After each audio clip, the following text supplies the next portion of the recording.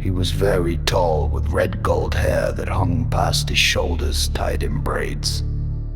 His fringed brat was checked in blue and white, and his lenya was dark forest green.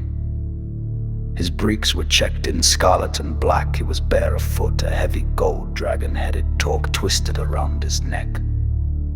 War dragons writhing on his forearms as he raised the drinking horn to his lips, drinking deeply of the winter mead. Sweet from herbs and fiery from the spices that soothed as they burned their way down his throat.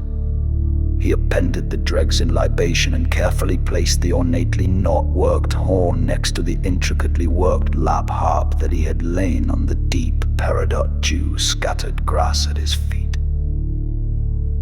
Abruptly he cast his brat aside, drawing forth the bright long sword fluidly, gracefully as if in a dance, standing quietly, an arrogant smile playing at his lips. He waited. The moment had come. He was unafraid, he was still, outwardly calm, empty inside cold like the cool breeze gathering before the storm. His lightning-swept eyes glittering madly. Inside he raged, fury's flames pumping through his veins. Murthan moved smoothly, advancing towards his foe's striking blade as it struck, the blade of his target meeting only a deflecting strike and empty air, laughing.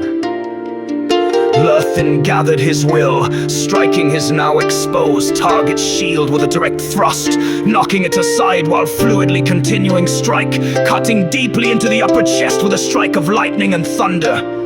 Crimson splashed like liquid flames.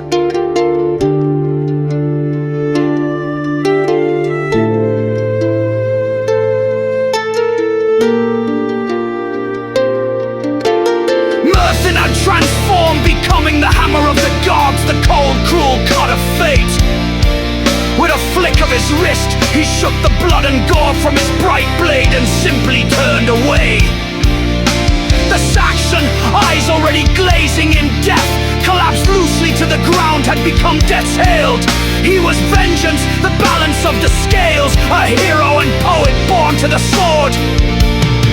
He is Brigante! He is slaughter's bright and shining whore, laughter and tears, sorrow and rage. Murthan gathered up his things and walked away, calling for his hounds as he went.